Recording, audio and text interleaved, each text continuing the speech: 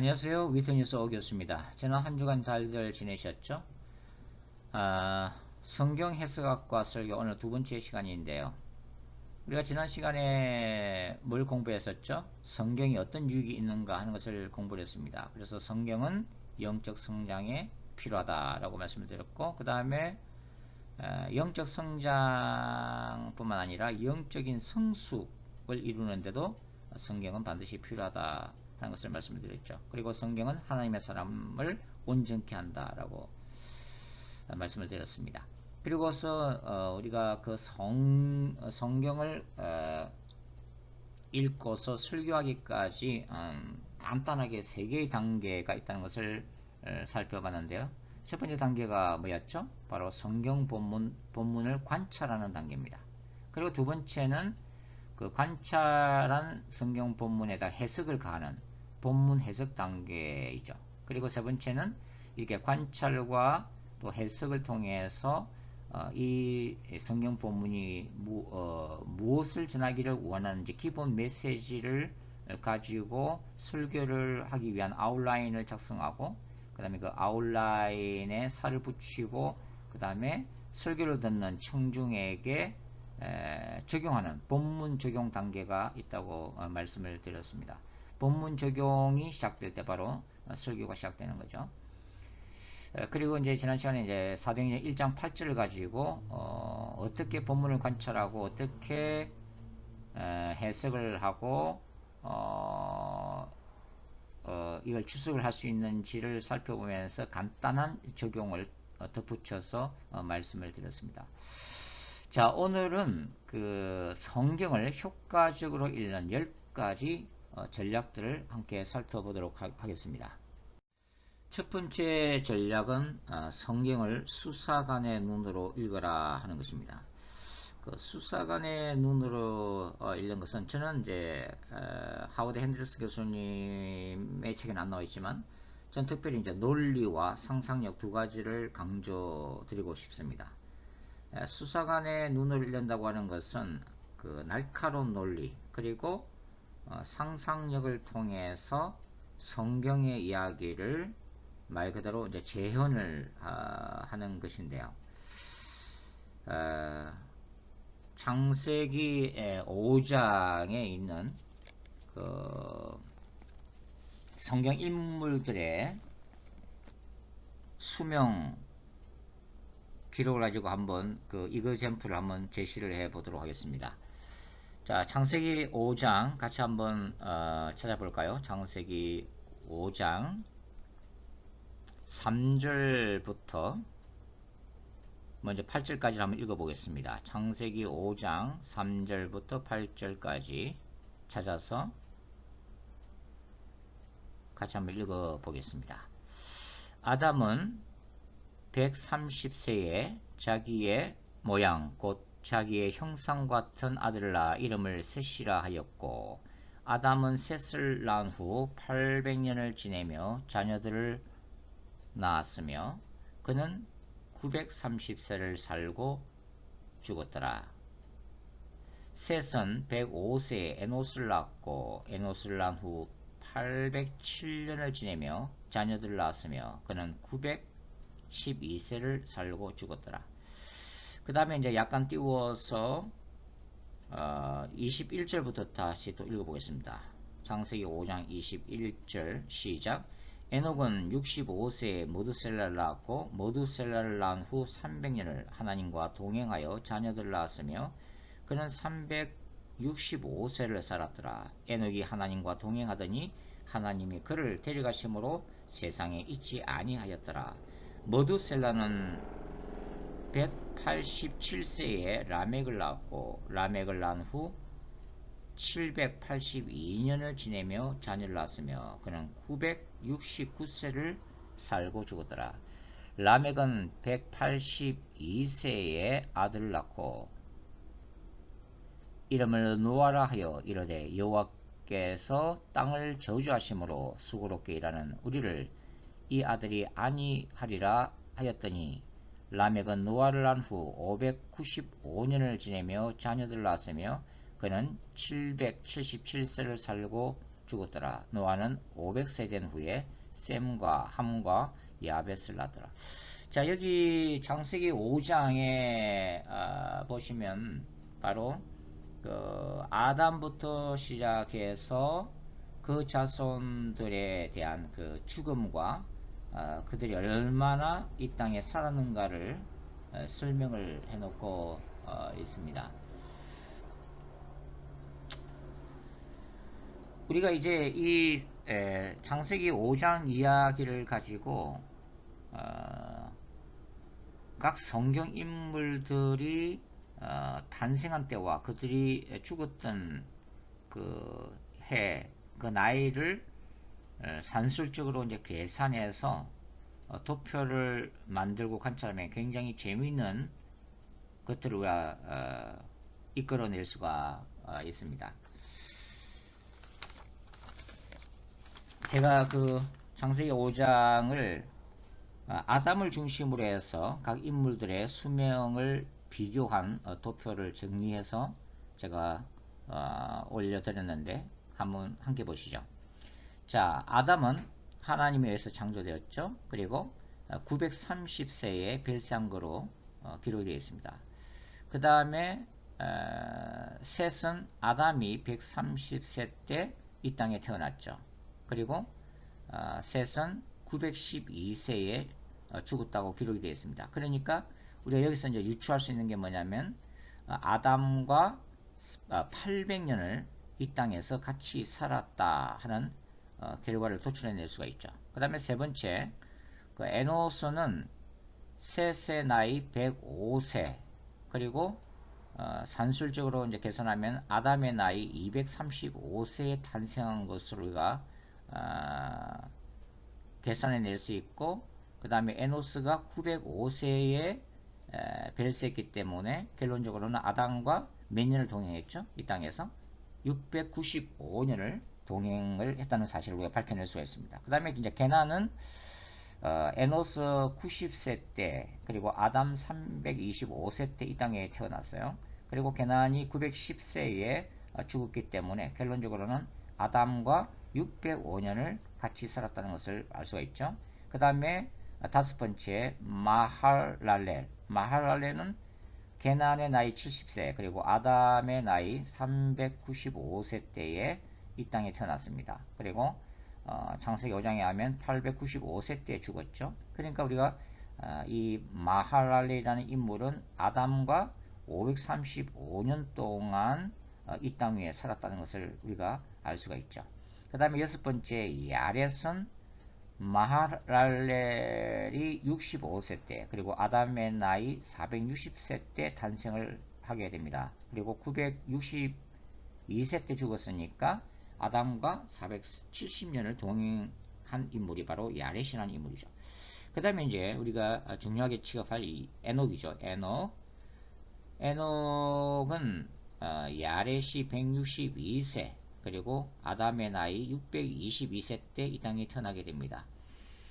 그리고 에녹은 그 나이상으로 볼 때에 그의 나이 308세 때에 한 중요한, 아니 인류 최대의 사건을 접하게 되죠. 바로 인류의 조상 아담이 사망하는 사건을 목격을 하게 됩니다. 그리고 에녹의 나이 365세 때에 그는 죽음을 보지 않고 하늘로 들리었다고 성경에 기록을 하고 있죠. 승천을 하게 되죠. 이것은 나이로 볼 때는 아담이 사망하고 57년 후에 에녹이 하늘로 승천하는 사건이 발생하게 됨을 우리가 유출을 해낼 수가 있습니다.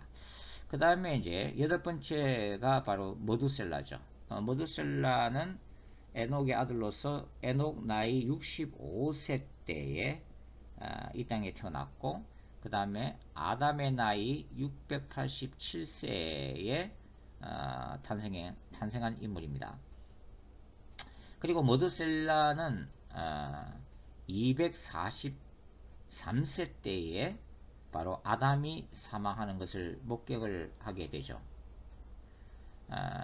머두셀라라는 인물은 이제 산술주 계산을 해보면은 아담과 243년을 이 땅에서 같이 살았던 것을 우리가 알 수가 있습니다. 그러니까 이런 산술적 계산에 의해서, 이런 논리에 의해서 우리가 상상력을 발휘해 본다면은 그 시대에 우리가 타임머신을 타고서 돌아가서 모두셀라의 입장이 되어 본다면은 참 많은 것들을 우리가 생각할 여지를 남기게 됩니다. 모두셀라는 그 아담, 인류의 그 조상인 아담이 죽었을 때 참 많은 생각을 했을 거예요. 아담이 선악과 나무를 따먹고 에덴 동산으로부터 추방되어서 육체적 죽음을 죽을 수밖에 없는 정말 그 모습을 지켜보면서 인간의 죄와 그 결과에 대해서 많은 그 신학적인 생각을 했으리라고 우리가 추측을 해낼 수가 있습니다. 그 다음에 이제 머두셀라라는 인물은 그 300세 때 또 하나 기가 막힌 사건을 경험하죠. 바로 아버지 에녹이 죽음을 보지 않고 성천한 사건이 발생하게 됩니다. 그러니까 이 머두셀라라고 하는 인물은 그의 인생에 있어서 몇 가지의 중요한 사건을 경험하는데, 첫 번째가 인류의 조상 아담이 사망하는 사건, 두 번째가 아버지 에녹이 죽음을 보지 않고 하늘로 올려오는 사건. 그러니까 모두셀라가 이 아버지의 에녹 성천 사건 이후에 바로 아담과 비교하면서도 많은 생각을 했으라고 추측이 되어지는 거예요. 그리고 이제 재미있는 것은 모두셀라의 나이 849세 때에 손자인 노아에게 하나님의 계시가 임합니다. 바로 홍수 심판에 대한 계시죠. 그리고 이제 이 노아는 계시를 받고 120년 동안 산 위에서 노아 방주를 건축하게 되는데요. 모두셀라는 이때 많은 그 충격을, 노아 손자 노아의 그 계시된 내용을 전해받고 충격을 받았으라고 생각이 돼요. 왜냐면은 자, 모두셀라의 아버지가 누구라고요? 에녹이죠. 에녹은 이 모두셀라를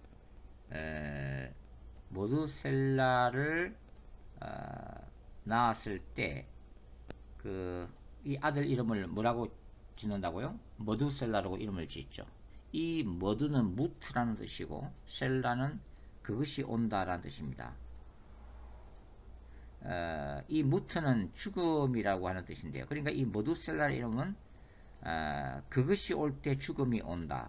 쉽게 얘기하면 머두셀라가 죽을 때에 심판이 온다라는 예언적인 이름을 그 의미를 담고 있는 그런 이름이 됩니다.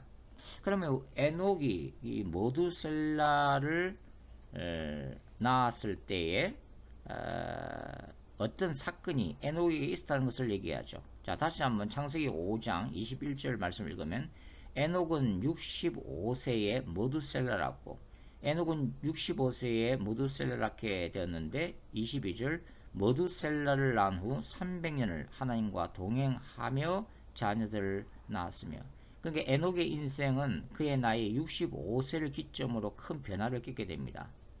모두셀라가 태어나던 바로 그 해죠. 그리고 창세기 5장 22절에는 뭐라고 기록하고 있어요? 에녹이 모두셀라를 낳은 후에 300년을 하나님과 동행했다고 하는 것입니다. 그러면 역설적으로 얘기하면은 에녹은 그 전에는, 즉 모두셀라가 태어나기 전에는 하나님과 동행하지 못한 삶을 살았다는 것을 얘기하는 거예요. 이 모두셀라, 에녹의 시대는 죄악이 점점 관영해 가서 나중에는 하나님이 결국 세상을 노아 때에 심판하지 않으면 안 될 정도로 점점 죄악이 깊어가는 그런 시대를 살고 있다고 하는 거예요. 그러니까 에녹이나 모두셀라 시대의 사람들은 방탕했던 그런 삶을 살아갔는데, 그렇다면 우리가 에녹이 모두셀라를 낳기 전 65세까지는 방탕한 삶을 살았다고 우리가 추측해도 결코 잘못된 추정이 아니라고 하는 것입니다. 중요한 것은 에녹의 나이 65세 모두셀라를 낳는 그 해에 뭔가가 일어났다는 건데, 이것이 이제 유다서를 참고하면 하나님의 놀라운 계시가 에녹에게 임했다고 하는 것입니다. 바로 종말론적인 심판에 대한 계시였던 거죠. 그래서 에녹은 그의 아들 이름을 머두셀라라고 짓습니다. 머두셀라가 죽는 해에 심판이 온다고 하는 그런 의미를 가진 이름을 짓게 되었다는 거죠. 그리고 에녹은 바로 이 계시를 받은 이후의 삶이 완전히 바뀌어서 300년을 경건한 하나님의 사람으로 살다가 마침내는 죽음을 보지 않고 성천하는 그런 축복을 에녹은 누리고 있다고 하는 거죠. 그게 머두셀라 아들 머두셀라의 입장에서는 바로 아버지가 지어준 자신의 이 예언적인 메시지가 손자 노아가 이 홍수 심판에 대한 계시를 받았을 때 더욱더 의미심장하게 다가왔을 거라고 하는 것입니다. 즉 모두셀라의 나이 849세에 홍수 심판이 노아에게 임했고 그것이 120년 남았다는 것을 전해받았을 때 결론적으로 뭐예요? 모두셀라는 자신의 운명이 자신의 죽음이 이제 120년 후면은 끝날 거라는 것을 추측할 수 있다고 하는 것입니다. 그리고 이제 모두셀라의 나이 969세로 이제 죽게 되는데요. 최장수 인물로 기록이 되어지고 있죠. 근데 이제 이 모두셀라 나이가 969세는 바로 노아가 600세 되는 해고 그때 홍수 심판이 일어나게 됩니다. 자, 아홉 번째 이제 라멕부터 먼저 살펴보고 조금 더 추가로 말씀을 드릴게요. 자, 아홉 번째 라멕을 보겠습니다. 라멕은 모두셀라 187세 그리고 아담 나이 874세에 탄생이 되어지게 됩니다. 그리고 라멕이라는 인물은 777세에 이 세상을 떠나게 되죠. 그러면은 이제 조상 아담과 비교하면은 조상 아담과 56년 동안 이 땅에서 같이 살았다는 것을 그런 얘기가 되는 거죠. 그리고 이 라멕이 777세에 죽게 되는데 이때 아버지 나이는 아버지 모두셀라의 나이는 964세가 됩니다. 이것은 노아 홍수 심판이 일어나기 5년 전이죠. 그러니까 이제 모두셀라보다 아들 라멕이 먼저 죽은 거죠. 5년 먼저 죽었다고 볼 수가 있습니다. 그리고 이제 열 번째가 이제 노아인데요. 노아는 라멕 182세에 이 노아라는 아들을 낳게 됩니다. 라멕이 자기 아들 이름을 노아라고 붙였는데요. 이 노아의 뜻이 뭐라고요? 창세기 5장 29절에 따르면 이름을 노아라 하여 이르되 여호와께서 땅을 저주하심으로 수고롭게 일하는 우리를 이 아들이 안위하리라. 위로하다 그런 뜻입니다.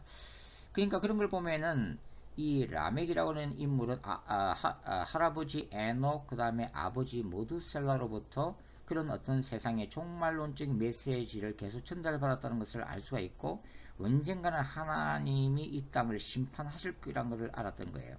그리고 이제 라멕의 입장에서는 아들 이름을 위로라고 붙여줌으로 인해서 하나님이 인간의 죄악됨으로 세상을 심판하시지만 그럼에도 불구하고 심판 이후에 이 살아남은 인류에게 희망과 소망을 줄 것을 기대하는 의미에서 아들 이름을 노아, 위로라고 지었다는 것을 우리가 알 수가 있습니다. 여하튼 이제 이 노아는 아담이 죽고 난 126년 후에 이 땅에 태어난 인물이 되는데요. 노아 480세에 심판 계시를 받습니다. 그리고 120년 동안 노아 방주를 건축을 하게 되죠. 그리고 이제 그의 나이 950세 때 별세를 하게 되는데, 자, 이게 중요한 것은 뭐냐면, 자, 모두셀라가 죽는 바로 그해, 모두셀라의 969세 때가 바로 노아의 나이가 600세 되는 때이고, 바로 그때의 세상에는 홍수 심판이 일어났다고 하는 거죠. 근데 우리가 이러한 기록들을 기초로 해서 좀 더 사건을 추정을 해보면 어떤 결과를 얻을 수 있냐면, 자, 세상에 심판이 세상에 홍수 심판이 일어나고 노아가 그 방주를 짓게 되는데, 성경 기록에 따르면 노아 방주에 들어간 인물은 노아를 포함한 그 8식구라고 하는 겁니다. 그러면은 모두셀라의 이름이 빠져 있어요. 만일 모두셀라가 노아 홍수 직전까지 살아 있었다면은 모두셀라는 노아의 그 방주 속으로 들어갔을 거라고 하는 가능성이 높습니다. 근데 그의 이름이 없다는 것은 거꾸로 얘기하면은 홍수 심판이 일어나기 몇 달 전에, 바로 그 해 몇 달 전에 모두셀라가 죽었다는 것을 의미하는 거죠. 969세. 이 969세, 노아 나이 600세는 해는 같은 해고 홍수 심판이 일어난 해지만, 모두셀라는 인물이 홍수 심판 몇 달 전에 죽었다고 우리가 추정을 해낼 수가 있는 거죠. 근데 여기서 한 걸음 더 나가면, 모두셀라가 죽었을 때 그 주변에 수많은 사람들이 모두셀라의 장례식에 참석을 했을 거라고 하는 거예요. 그리고 그 모두셀라의 이름이 예언적으로 성취되었다는 것을 알 수가 있습니다. 그가 죽을 때 심판이 오리라고 했기 때문이죠. 만일 그때에 이 모두셀라의 죽음과 그의 이름의 의미를 진지하게 생각한 사람이 있었다면, 그는 죄악된 세상 가운데 하나님이 반드시 심판하실 것임을 알고 회개했을 것이고, 그는 노아 방주 속에 몸을 실었을 거라고 하는 거죠. 그러나 우리가 다 알다시피 그런 일은 일어나지 않았다. 결국은 그 시대 노아 홍수 심판이 일어나던 바로 그 해에 여전히 인간들은 죄악에 물들어서 하나님의 심판에 대한 메시지를 계속 놓치고 있다는 것을 우리가 알 수가 있습니다. 결국은 하나님이 모두셀라라고 하는 인물을 969세까지 이렇게 오랫도록 최장수 인물로 이 땅에 존재했던 것은 바로 그가 가지고 있었던 이름의 의미, 그가 죽으면 심판이 오리라고 하는 이 메시지가 전 세계에 울려 퍼지기를 원했고, 그리고 이 메시지를 통해서 많은 사람들이 회개하기를 원하셨다는 것을 알 수가 있습니다. 이렇게 우리가 이제 창세기 5장을 평면적으로 읽을 때는 어떤 그 사건도 재현할 수가 없지만, 우리가 이런 나이를 정리해서 산술적으로 계산해내고 그 다음에 이것을 논리적으로 구성하면서 상상력을 활용하면 우리는 바로 이 창세기 5장의 시대로 타임머신을 타고 되돌아가서 많은 이야기들을 우리가 만들어낼 수 있다는 것을 알 수가 있죠.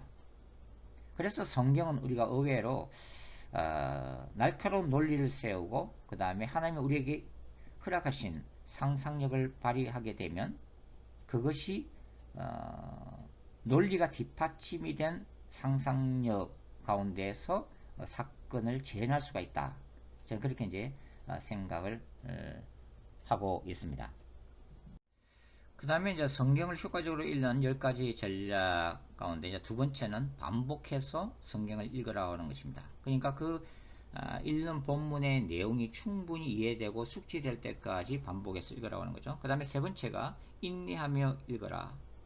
그냥 성경 본문을 쭉 읽으면서 새로운 깨달음이나 통찰력이 생길 때까지 인내심을 가지고 계속 읽으라는 것입니다. 저는 이제 요한계시록 11장을 연구할 때 이 요한계시록 11장 한 장을 한 2년 동안 연구를 한 적이 있습니다. 한 장을 집요하게 한 절 한 절, 한 문장 한 문장, 그리고 의문이 생기면 그와 관련된 구약의 본문들 또 다른 연관된 본문들을 찾으면서 한 장을 2년 동안 연구를 했습니다. 그 결과 이제 요한계시를 중심으로 하는 박사 논문까지 이제 쓰게 되었는데요. 인내하며 읽어라. 중요한 그 지침입니다. 그 다음에 이제 네 번째가 분석적으로 읽으라고 하는 것입니다. 분석적으로 읽으라고 하는 것은 전후 문맥이나 또 문법에 유의하면서 읽는 것을 말하는데요. 특별히 육하 원칙, 누가, 언제, 어디서, 무엇을, 어떻게, 왜, 또 더 나아가서 그래서 이런 원칙에 따라서 분석적으로 읽는 그런 습관이 필요합니다. 저는 특별히 이제 왜 끊임없이 성경 본문에 대해서 질문하는 것이 필요하다고 말씀을 드렸죠. 그 다음에 이제 다섯 번째가 기도하며 읽어라. 성경은 성령께서 감동을 주신 거기 때문에 우리가 이제 성경 본문을 읽을 때에 하나님 앞에서 기도한 게 필요하죠. 주님, 저의 영의 눈을 열어서 주님의 법에 귀한 것을 보게 하소서 라고 기도하면서 깨닫게 해달라고, 통찰력을 얻게 해달라고 기도하면서 읽는 것이 필요하다고 하는 것입니다. 자, 그 다음에 성경을 효과적으로 읽는 10가지 전략들 중에서 여섯 번째, 다양한 방법으로 읽어라. 이 다양한 방법으로 읽으라고 하는 것은 그 다양한 한글 성경 역본들이나 또 영어 번역본들을 참고하라고 하는 것입니다. 그러니까 한 가지 성경만을 읽게 되면은 좀 한계가 있을 수 있지만 한글 성경들도 이제 그 한글 개혁 성경, 표준어 성경 여러 가지 이제 그 역본들이 있으니까 그런 한글 성경들을 차례차례로 읽을 때는 또 성경 본문이 다르게 와닿는다고 하는 거죠. 그리고 영어 번역본들 요즘 많이 이제 나와 있으니까 인터넷 통해서 얼마든지 구할 수 있으니까 그런 다양한 그 영어 번역본들, NIV 성경이라든지 ESV 성경이라든지 이렇게 다양한 그 영어 번역본들을 함께 놓고 읽으면은 새로운 그 통찰력을 얻을 수 있다고 하는 것입니다. 그 다음에 이제 일곱 번째가 묵상하며 읽어라 하는 것입니다. 이것은 묵상하며 읽는다는 것은 깊이 읽는 것을 얘기하는 거죠. 그러니까 기독교의 이런 그 성경 묵상은 그 타 종교의 명상법과 다릅니다. 불교의 명상법은 마음을 비우는 것이지만 기독교의 묵상은 하나님의 말씀을 깊이 읽으면서 그 말씀을 영혼에 새기고 그 말씀을 씹어서 소화하는 것을 말하는 것입니다. 그러니까 묵상하며 읽으라고 하는 것은 하나님의 말씀인 성경을 씹어서 소화하는 거예요. 이게 에스겔 선지자나 또 사도 요한이 계시록 10장에 보시면 작은 책을 먹어서 소화를 하고 있잖아요. 그런 것처럼 성경을 깊이 읽어내면서 살과 피가 되도록 해라.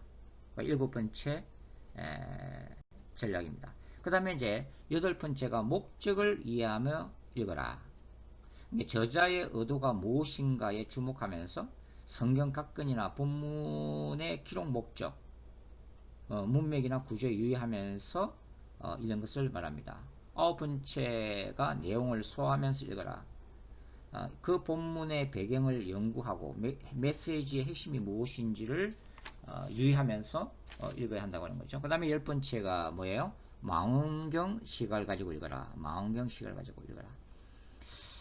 우리의 어떤 한 개의 본문 또 한 개의 구절은 사실 우리가 그 구약과 신약 성경 전체를 볼 수 있는 어떤 건강한 신학이 필요하다고 하는 거죠. 그것이 이제 조직 신학이고 또 구속사적으로 또 언약 신학적으로 또 성경 신학적으로 그런 기본적인 지식이 있을 때, 즉 성경 전체를 흐르는 어떤 맥을 이해하면서 그 해당 본문을 읽을 때에 올바르게 읽으면서 이해할 수 있다고 하는 것입니다. 그리고 다섯 번째가 효과적인 관찰을 위한 전략인데요. 특별히 이제 성경 본문을 관찰할 때 무엇이 반복되고 병행되고 있는가, 그리고 무엇이 대조를 이루고 있는가에 주목해서 읽으면은 굉장히 도움이 됩니다. 뭐 예를 들면은 뭐 요한계시록 2장과 3장에는 그 각 소아시아 7교회 보내는 예수님의 메시지에서 계속 마지막에 계속 반복되는 구절이 있잖아요. 그러니까 예를 들면서 이기는 자에게는 내가 뭐뭇을 주리라. 계속 이 이기는 자가 반복이 되어지게 되죠. 이 이기는 자는 니카로가는 헬라어인데 전투 용어거든요. 그러니까 소아시아 7교회들이 자기가 처해 있는 각 상황 속에서 반드시 그 거룩한 전쟁에서 이겨야만 한다는 것을 강조하고 있다는 것을 우리가 알 수가 있죠. 그리고 매 교회에 주시는 메시지 또 끝에 보면 또 반복되는 것이 귀 있는 자는 성령이 교회들에게 하시는 말씀을 들어라. 이렇게 계속 반복되죠. 그러니까 이렇게 반복되는 것은 대단히 중요하다는 것을 말하고 있는 것입니다. 그 다음에 이제 우리가 그 뭐 사사기 같은 경우 그 사사기에 이제 반복되는 구절이 있는 건 아니지만 반복되는 패턴을 우리가 읽을 수가 있어요. 이거는 이제 물론 처음에 발견하기는 힘들지만 그 사사기라고 하는 것이 사사들 재판관들을 하나님이 보내시는데 바로 사사기에 반복되는 패턴이 뭐냐면 그 이스라엘 백성들이 우상을 숭배하면서 타락을 하게 되고 그러면 하나님이 그 주변 족속들을 동원해서 그 범죄한 이스라엘을 치게 되죠. 그러면은 이스라엘은 어떻게 해요? 이스라엘은 하나님 앞에 잘못했다고 회개하면서 부르짖게 된단 말이죠. 그러면 하나님이 사사를 보내서 구원을 해주시게 됩니다. 그런데 이 패턴이 계속 반복돼요. 하나님이 사사를 보내서 구원하면 또다시 이스라엘 백성들은 우상을 숭배하면서 타락하고 그 다음에 심판받고 그 다음에 회개하고 다시 사사를 통해서 구원해 주시고 이렇게 타락, 심판, 회개, 구원이 계속 반복되는 얘기가 바로 사사기 얘기란 말이죠. 그러니까 이런 것들은 이제 사사기 전체를 통해서 사사기의 흐름이 이렇게 반복적인 패턴을 가지고 있구나 하는 것을 우리가 알 수가 있다고 하는 것입니다. 그 다음에 이제 그 병행법이라고 있는 건데 병행법은 특별히 이제 시편에서 우리가 발견할 수가 있는 거죠. 예를 들면은 시편 27편 1절을 한번 찾아보죠. 시편 27편 1절 말씀을 한번 찾아보겠습니다. 시편 27편 1절 같이 한번 읽어볼게요. 여호와는 나의 빛이요 나의 구원이시니 내가 누구를 두려워하리요. 여호와는 내 생명의 능력이시니 내가 누구를 무수하리요. 자, 이게 보면은 전반부와 후반부에서 반복되는 것을 우리가 느낄 수 있죠. 내가 누구를 두려워하리요. 전반부에서는 내가 누구를 두려워하리요. 그리고 후반부에서는 내가 누구를 무서워하리요. 라면서 반복되고 있다는 것을 우리가 알 수가 있습니다. 시편 104편 한 편만 더 볼까요? 시편 104편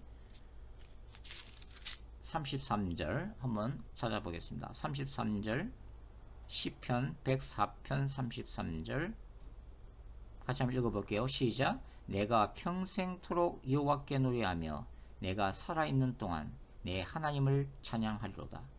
여기 한 구절에도 병행을 이루고 있죠. 그게 전반부에서 뭡니까? 내가 평생토록 여호와께 노래하며 와 후반부에는 내가 살아있는 동안 내 하나님을 찬양하리로다. 그러니까 똑같은 핵심 아이디어를 두 번 반복하면서 강조를 하고 있는 거잖아요. 그러니까 전반부에서 내가 평생토록 하는 말은 후반부에 내가 살아있는 동안과 같은 의미가 되는 거고 전반부에 내가 여호와께 노래하며 라는 것은 후반부에 내 하나님을 찬양하리로다 같은 의미를 가지고 있는 거죠. 그러니까 같은 개념을 두 번 반복하면서 나란히 열거하면서 강조하고 있다는 것을 우리가 알 수가 있습니다. 자, 결국 해석이라고 하는 것은 뭐냐면 제일 중요한 게 본문이 말하고자 하는 바를 설교하라고 하는 것입니다. 우리가 이제 이 성경 해석학과 설교를 통해서 계속 반복되면서 강조된 핵심이 뭐냐면 성경의 저자가 전하고자 하는 메시지를 전해라. 본문이 말하고자 하는 바를 설교하라 하는 것이죠. 굉장히 중요한 것입니다. 결국은 이 성경을 해석한다고 하는 것은 의미를 건축해 나가는 과정이라고 우리가 말씀을 드릴 수가 있는데요. 의미를 건축해 나간다. 의미를 건축해 나간다고 하는 것은 마치 집을 지을 때에 먼저 초석을 놓는 것과 같이 성경을 연구함에 있어서 그 기반을 닦는 작업이라고 말씀을 드릴 수가 있습니다. 즉 관찰 단계에서는 그 집을 세우기 위해서 땅을 파내는 작업, 기초 작업이라고 말씀드릴 수 있고, 해석에서는 이제 그 잘 다져진 그 땅 위에다가 이제는 집을 세워 나가는 작업을 의미한다고 할 수가 있죠. 그러니까 이 건물이라는 것은 늘 그 기초를 잘 다져야 올바르게 세워질 수가 있잖아요. 그러니까 기반이 튼튼하면 튼튼할수록 건물의 구조는 더욱더 견고해지겠죠. 바로 그래서 해석이라는 것은 성경이 전하고자 하는 본래의 의미를 건축해 나가는 과정이다. 그렇게 말씀을 드릴 수가 있습니다. 자, 왜 해석이 필요하냐 하면 언어적인 장벽이 있기 때문입니다. 그러니까 성경이라는 것은 구약은 히브리어로 기록되어 있고 신약 성경은 헬라어로 기록되어 있기 때문에 사실 이제 언어를 그 이해를 해야만이 그 본래적인 의미를 잘 알 수가 있기 때문이죠. 그리고 이 언어적인 장벽뿐만 아니라 문화적인 장벽이 있습니다. 즉 성경이라는 것은 2000년 전에 기록됐던 거고 또 2500년 전에 구약은 기록된 것이니까 그만큼 21세기와 그때와는 많은 문화적인 장벽이 있다고 하는 거죠. 그렇기 때문에 그 당시에 그 문화를 이해하고 배경을 이해하는 작업이 필요하다고 하는 거죠. 세 번째는 이제 문학적인 장벽입니다. 문학적인 장벽이라는 것은 성경이 여러 가지 다른 문학 양식들을 가지고 있다고 하는 거죠. 그 연서 같은 경우는 묵시적인 양식이잖아요. 그리고 또 성경에는 한 인물, 아브라함이라든지 뭐 모세라든지 한 인물의 전기를 다루고도 있기도 하고, 또 이제 시편 같은 경우는 찬양을 하는 형식으로 시의 형식을 가지고 있기도 하고, 또 바울 서신 같은 경우는 하나의 논리를 가지고서 잘 전개된 논문과 같은 그런 형태가 있기도 하죠. 그리고 복음서 같은 경우는 하나의 이야기체로 구성이 되어 있기도 하고, 그러니까 성경에는 또 뭐 비유가 등장하기도 하고 말이죠. 풍자가 등장하기도 하고, 또 욥기나 잠언이나 시편 전도서 같은 경우는 지혜 문학에 속하면서 어떤 인생의 지혜를 전해주는 짤막짤막한 그런 잠언들 형식으로, 격언 형식으로 되어 있기도 하고, 그래서 이러한 각 성경의 그 문화적인 이런 패턴들도 우리가 이해를 해야 올바르게 성경을 이해할 수가 있는 거죠. 그러나 이제 우리 그 해석의 난제가 있는데요. 그러니까 우리가 아무리 또 성경을 뭐 원을 찾고 또 신학을 잘 알고 문맥을 조사하고 배경을 잘 연구한다 하더라도 사실 성경 본문들을 우리가 다 이해할 수 있는 것은 아니에요. 그렇기 때문에 다양한 그 해석들이 존재하는 거죠. 어떤 구절들은 상당히 해석하기에 난해하다고 하는 것입니다. 그걸 우리가 이제 또 인정하는 것도 필요한 것이죠. 다만 이 과정에서 우리가 이제 조심해야 될 게 뭐냐면 성경 본문을 왜곡시키는 것이고 자의적으로 해석하는 것입니다. 그러니까 기본적으로 이제 성경을 올바르게 해석하기 위해서는 올바른 신학이 있어야 된다는 것이고, 그리고 성경 해석하기에 기초가 필요하다고 하는 거죠. 이런 기초가 없으면 결국은 이단적인 해석을 낳고 수많은 이단들이 자의적으로 성경 본문을 마음대로 해석하면서 영혼들을 파괴시키는 무슨 결과를 가져온다고 하는 것입니다. 그리고 이제 자유주의적 해석은 우리가 좀 피해야 되는데, 자유주의적 해석이란 것은 결국은 성경에 나오는 기사와 표적들을 인간의 이성으로 이해할 수 있기 때문에 부인하려고 하는 것이죠.